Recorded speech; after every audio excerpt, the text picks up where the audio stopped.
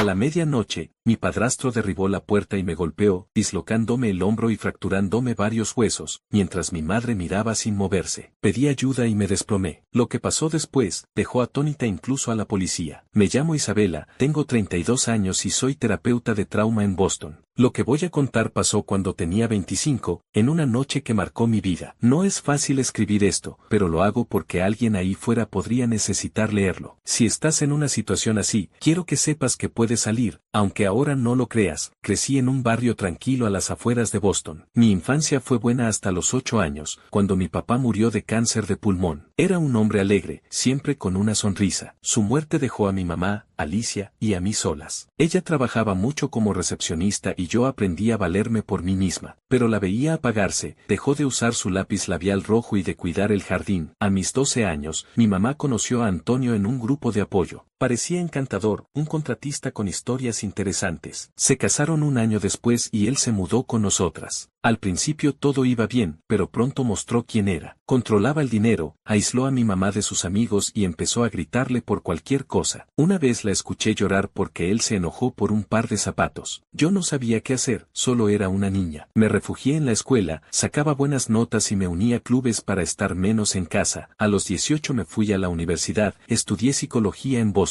Quería entender por qué mi mamá no dejaba a Antonio. Cada vez que la visitaba, la veía más débil, más callada. Intenté hablarle, pero siempre decía, no es tan malo, Isabela, solo tiene mal genio. Yo sabía que no era cierto, pero no podía convencerla. A los 25 vivía sola en un apartamento pequeño en el centro. Trabajaba en una clínica de terapia con mi mentora, la profesora Gutiérrez, una mujer increíble que me enseñó mucho. Seguía preocupada por mi mamá, así que para mi cumpleaños le envié una tarjeta. Decía, mamá, siempre tendrás un lugar seguro conmigo. Te quiero. Puse mi dirección y un número de ayuda para víctimas de abuso. No esperaba que lo usara, solo quería que supiera que no estaba sola. El día de mi cumpleaños, 12 de mayo, trabajé hasta tarde y comí pizza con mi amiga Bianca, una trabajadora social. Llegué a casa cerca de las 10, me puse pijama y me senté a leer con una copa de vino. Todo estaba tranquilo hasta que, a medianoche, alguien golpeó la puerta. Pensé que era un vecino, pero los golpes eran fuertes, agresivos. Miré por la mirilla y vi a Antonio. Estaba borracho, con los ojos rojos. Detrás de él, mi mamá estaba parada, con la cabeza gacha. Isabela, abre la puerta, gritó Antonio. Intenté mantener la calma. Vete, es tarde, dije. Pero él siguió golpeando, cada vez más fuerte. Abre o la tiro abajo. Antes de que pudiera reaccionar, la puerta se abrió de un golpe. Entró furioso y me empujó contra la pared. No pude respirar. Tú y tus malditas ideas, gruñó. Intenté soltarme, pero me dio un puñetazo en el pecho. Caí al suelo, el dolor era horrible. Miré a mi mamá, parada en la entrada, con las manos en la boca. Mamá, ayuda, susurré, pero no se movió. Antonio me pateó las costillas. Sentí algo romperse. Intenté alcanzar mi teléfono, pero me agarró del pelo y me levantó. Mi hombro crujió, un dolor que nunca olvidaré. Grité y caí, mareada. Antes de desmayarme, vi a mi mamá, inmóvil, y a Antonio levantando el puño otra vez. Desperté en el suelo,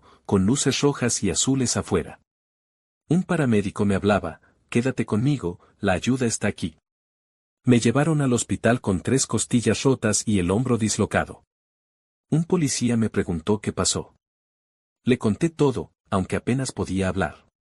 ¿Dónde está mi mamá?, pregunté. En la comisaría, dando su declaración, dijo. ¿Y Antonio? Detenido. Esa noche, en el hospital, no podía dejar de pensar en mi mamá. ¿Por qué no hizo nada? Estaba enojada, triste, confundida. Pero algo dentro de mí sabía que esto no terminaba ahí. Lo que pasó después cambió todo, no solo para mí, sino para ella y para otras personas que ni siquiera conocía entonces. La mañana siguiente fue un torbellino. Me desperté con un dolor que atravesaba mi cuerpo como si me hubieran apuñalado con cada respiración. Mi hombro estaba inmovilizado en un cabestrillo, y las costillas rotas hacían que hasta toser fuera una tortura. Pero lo que más dolía era la imagen de mi mamá, parada en la entrada de mi apartamento, sin moverse mientras Antonio me golpeaba. Quería entenderla, pero también quería gritarle. ¿Cómo pudo quedarse ahí, viéndolo todo, sin hacer nada? Bianca llegó al hospital a primera hora con un café y un sándwich que apenas toqué. Me abrazó con cuidado, como si temiera romperme más. «Estás viva, eso es lo que importa», dijo. Su voz era firme, pero sus ojos estaban rojos, como si hubiera llorado. Me contó que la policía había arrestado a Antonio por agresión grave. Mi mamá estaba en la comisaría, dando su declaración, pero no sabía más. Intenté llamarla desde el teléfono del hospital, pero el dolor y los analgésicos me tenían aturdida. No estaba lista para hablar con ella, no todavía. Un detective, Ramírez, vino a verme ese mismo día. Era un hombre de unos 50 años, con el pelo canoso y una mirada que mezclaba cansancio y compasión. Se sentó junto a mi cama y me explicó que necesitaban mi declaración completa para construir un caso contra Antonio. Dijo que mi mamá estaba cooperando, algo que me dejó helada. ¿Cooperando? ¿La misma mujer que no movió un dedo mientras yo estaba en el suelo? Ramírez pareció notar mi confusión. Ella está hablando, Isabela. No es fácil para ella, pero está diciendo la verdad sobre lo que pasó. No dio detalles, pero su tono me hizo pensar que había más en la historia. Le conté todo lo que recordaba, los golpes en la puerta, la furia de Antonio, el puñetazo, las patadas, el dolor insoportable. Cada palabra era como revivirlo, pero lo hice porque sabía que era importante. Ramírez tomaba notas, asintiendo. Cuando terminé, me preguntó si sabía por qué Antonio estaba tan furioso. Mencioné la tarjeta que le envié a mi mamá. Creo que la encontró, dije. Ramírez anotó algo más y prometió mantenerme al tanto. Me dieron el alta 2 días después. No quería volver a mi apartamento, no después de lo que pasó. Bianca insistió en que me quedara con ella, y acepté. Su casa era pequeña, pero acogedora, con plantas en cada esquina y fotos de su familia en las paredes. Me instalé en su sofá-cama, aunque apenas dormía. Cada vez que cerraba los ojos, veía a Antonio o escuchaba el crujido de mi hombro. Los analgésicos ayudaban con el dolor físico, pero no con el resto. La profesora Gutiérrez, mi mentora, vino a visitarme a casa de Bianca. Trajo un libro sobre resiliencia y una nota que decía, eres más fuerte de lo que crees. Hablamos un rato, y me dijo algo que se quedó grabado, el trauma no solo afecta a quien lo sufre, Isabela. También paraliza a los que están alrededor. Tu mamá estaba atrapada en su propio miedo. No estaba lista para perdonarla, pero sus palabras me hicieron pensar. Quizás mi mamá no era solo una espectadora, sino otra víctima. Una semana después, Ramírez me llamó. Quería que fuera a la comisaría para revisar mi declaración. Bianca me llevó, aunque cada movimiento era un recordatorio de mis heridas. En la comisaría, Ramírez me sentó en una sala pequeña con paredes grises y una mesa que olía a desinfectante. Me explicó que mi mamá había dado una declaración completa. Dijo que Antonio la había maltratado por años, emocional y físicamente. La tarjeta que le envié la hizo pensar en dejarlo, pero cuando Antonio la encontró, se puso furioso. La obligó a ir a mi apartamento para arreglar las cosas. No esperaba que terminara en violencia, pero el alcohol y su rabia lo llevaron demasiado lejos. Luego Ramírez soltó algo que me dejó sin aliento. Cuando la policía llegó a mi apartamento, encontraron a Antonio intentando escapar por la ventana trasera. En su camioneta, estacionada a unas calles, hallaron cuerdas, cinta adhesiva y una pistola sin registro. No sabemos qué planeaba, dijo Ramírez, pero esto cambia las cosas. Los cargos serán más graves.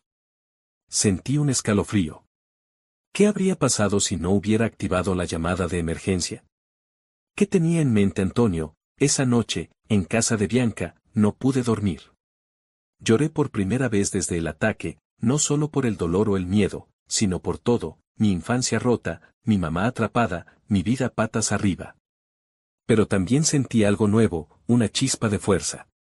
Si había sobrevivido a esa noche, podía enfrentar lo que viniera. No sabía cómo, pero lo haría. Mi mamá me llamó al día siguiente. Su voz temblaba tanto que apenas la reconocí. Isabela, lo siento tanto, dijo, entre sollozos. Quise gritarle, preguntarle por qué no hizo nada, pero algo me detuvo. No ahora, mamá, dije, y colgué. Escuché su llanto antes de cortar. Sabía que tendríamos que hablar, pero no estaba lista. El enojo y la tristeza eran demasiado grandes. Empecé terapia a la semana siguiente, no como terapeuta, sino como paciente. La profesora Gutiérrez me recomendó a la doctora Patel, una mujer cálida pero directa. En nuestra primera sesión, me preguntó qué quería lograr. Quiero dejar de sentirme rota, dije. Ella asintió y me dio un cuaderno para escribir mis pensamientos. Al principio me parecía una tontería, pero escribir me ayudó a ordenar el caos en mi cabeza. También leí todo lo que pude sobre violencia doméstica, queriendo entender no solo mi experiencia, sino la de mi mamá. Un mes después, accedí a encontrarme con ella. Elegimos un café en el centro, un lugar neutral. Estaba nerviosa, pero cuando la vi, algo en mí se ablandó. Se veía diferente, más viva, como si un peso se hubiera levantado. Llevaba lápiz labial rojo, algo que no veía en años. Me dijo que estaba yendo a terapia y que había decidido testificar contra Antonio. No puedo cambiar lo que hice, o lo que no hice, dijo, con los ojos llenos de lágrimas. Pero puedo hacer lo correcto ahora. No la abracé, no estaba lista, pero asentí. Era un comienzo. El juicio de Antonio llegó rápido, 3 meses después del ataque. Fue un proceso agotador. Tuve que subir al estrado, contar todo de nuevo, sentir los ojos de extraños sobre mí. Mi mamá también testificó. Habló de los años de abuso, de cómo Antonio la controlaba, de cómo el miedo la había convertido en alguien que no reconocía. Lloró al hablar de esa noche, dijo que quiso detenerlo, pero no pudo. Escuchar eso dolió, pero también me ayudó a entenderla un poco más. Las pruebas eran abrumadoras, mi declaración, la de mi mamá, las fotos de mis heridas. El informe de los paramédicos y lo que encontraron en la camioneta de Antonio. Lo condenaron a 7 años por agresión, allanamiento y posesión ilegal de un arma. Cuando escuché el veredicto, no sentí alegría, solo un alivio pesado, como si pudiera respirar por primera vez en meses. Después del juicio, mi mamá y yo empezamos a reconstruir nuestra relación, paso a paso. Ella se mudó a un apartamento cerca de mí, encontró trabajo en una librería y retomó su amor por la jardinería. Verla plantar tulipanes otra vez fue como recuperar un pedazo de mi infancia. Yo, por mi parte, volví a trabajar en la clínica, pero algo en mí había cambiado. Quería hacer más, no solo ayudar a mis pacientes, sino a otras personas que habían pasado por lo mismo. Con el apoyo de Bianca y la profesora Gutiérrez, empecé a organizar reuniones para víctimas de violencia doméstica. Al principio eran pequeñas, solo unas pocas personas en una sala comunitaria, pero cada historia que escuchaba me recordaba por qué lo hacía. Compartía mi experiencia, no para presumir, sino para mostrar que se podía salir del otro lado. No estaba completamente curada, y quizás nunca lo estaría, pero cada reunión me hacía sentir que mi dolor tenía un propósito. Pero no todo estaba resuelto. Había noches en las que despertaba sudando, con el eco de los gritos de Antonio en mi cabeza. Y había algo más, algo que ni la terapia ni el juicio podían borrar, una pregunta que seguía rondándome. ¿Qué habría pasado si la policía no hubiera llegado a tiempo? Esa duda, y lo que descubrí después, es algo que aún me persigue. Los meses después del juicio fueron un torbellino de emociones. Mi cuerpo sanaba despacio, las costillas dejaron de doler tras semanas, pero el cabestrillo en mi hombro era un recordatorio constante del ataque. Las noches eran lo peor. Despertaba con el corazón latiendo como tambor, convencida de que Antonio estaba en la habitación. Bianca, mi mejor amiga, me abrió las puertas de su casa. Quédate todo el tiempo que necesites, decía, trayéndome café y contándome historias locas de su trabajo como trabajadora social para sacarme una sonrisa. Su apartamento, lleno de plantas y fotos familiares, se convirtió en mi refugio. Pero incluso ahí, el miedo me seguía. Una mañana, unos 5 meses después del juicio, recibí una llamada del detective Ramírez. Su voz sonaba tensa, diferente. Isabela, necesitamos que vengas a la comisaría, dijo. Mi estómago se apretó. ¿Qué más podía haber? Bianca me llevó, y en el camino intenté calmarme, pero el presentimiento no se iba. En la oficina de Ramírez, vi una carpeta gruesa en su escritorio, llena de papeles desordenados. Revisamos la camioneta de Antonio otra vez, dijo, mirándome a los ojos. Encontramos un compartimento escondido. Había fotos tuyas, tomadas desde lejos, saliendo de la clínica, corriendo en el parque, entrando a tu apartamento. También notas con tus horarios los lugares que frecuentabas. Sentí que el aire se me escapaba. ¿Qué significa eso?, pregunté, aunque lo temía. Ramírez suspiró. Creemos que te estaba siguiendo, planeando algo más que esa pelea. Las cuerdas, la cinta adhesiva, la pistola. No era solo un arranque de furia. Podría ser un secuestro, o algo peor. Me quedé helada. ¿Me había estado vigilando? ¿Por cuánto tiempo? Ramírez explicó que las pruebas apuntaban a un plan más oscuro, y que estaban añadiendo cargos por acecho y conspiración. Esto podría alargar su condena, dijo. Quería que lo supieras. Salí de ahí temblando, con Bianca sosteniéndome. Esa noche, en su casa, lloré hasta quedarme sin lágrimas. No era solo el ataque, sino saber que Antonio me había tenido en la mira mucho antes. No te va a tocar nunca más, dijo Bianca, abrazándome fuerte. Quise creerle, pero el miedo era como un veneno que no se iba. La terapia con la doctora Patel se volvió mi ancla. Era una mujer cálida pero directa, con una forma de escuchar que me hacía sentir segura. El trauma te hace sentir que el peligro está en cada esquina, me dijo. Pero puedes enseñarle a tu mente que no siempre es así. Me dio ejercicios, escribir mis pesadillas en un cuaderno, respirar hondo contando hasta 10, repetir estoy a salvo hasta calmarme.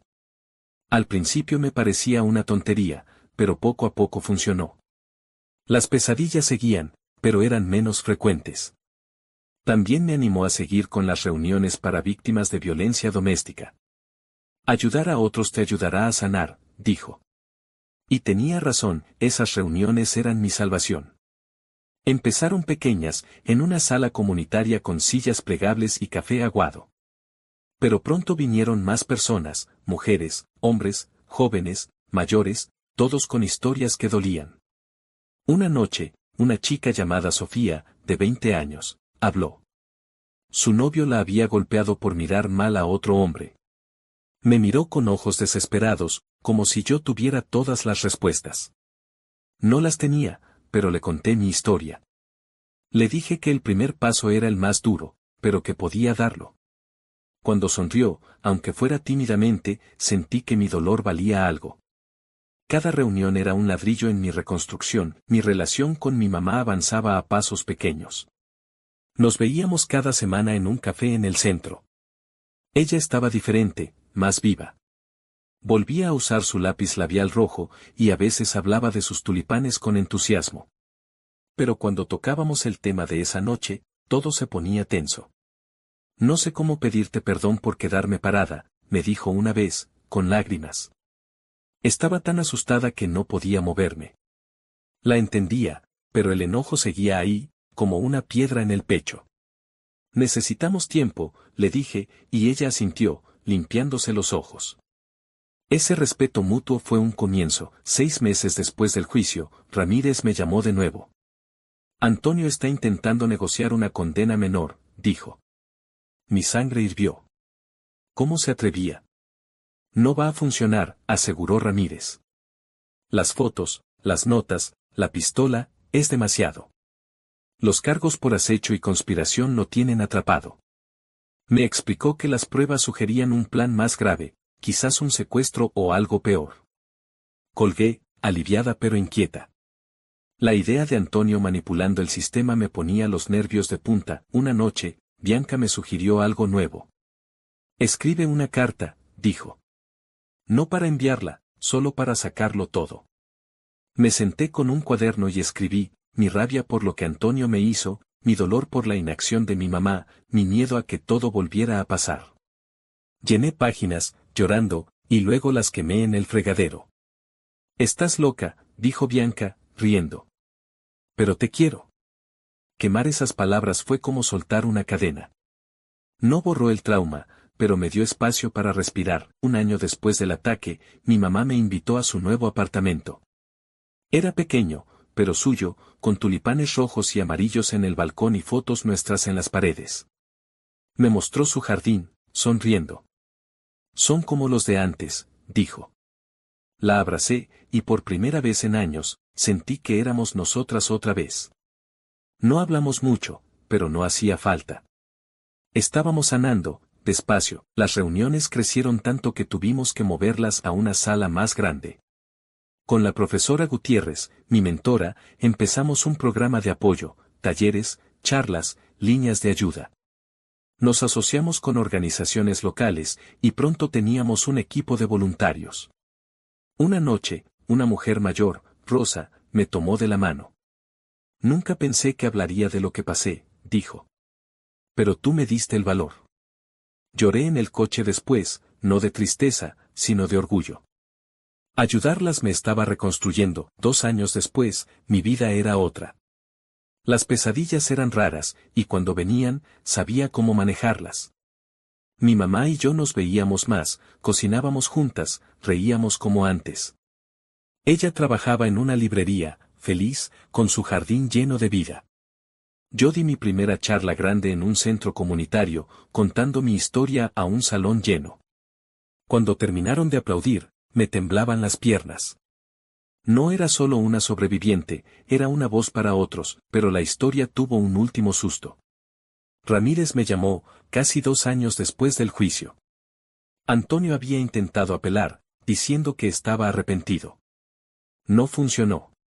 Las pruebas eran abrumadoras, las fotos, las notas, la pistola.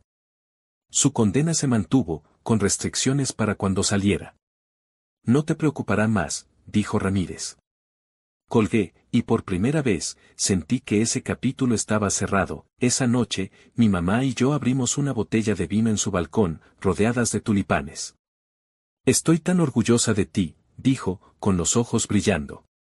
No solo por sobrevivir, sino por lo que haces por otros. Lloré, pero esta vez era diferente. Era felicidad, mezclada con paz.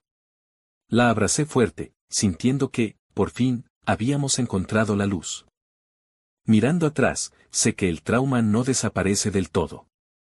A veces, un ruido fuerte me hace saltar, o una sombra me recuerda esa noche. Pero he aprendido a vivir con ello, a usarlo. Mis reuniones ahora son un refugio para decenas de personas. Mi mamá y yo plantamos un jardín nuevo en mi patio, un símbolo de nuestro comienzo. La vida no es perfecta, pero es nuestra, y la estamos construyendo juntas.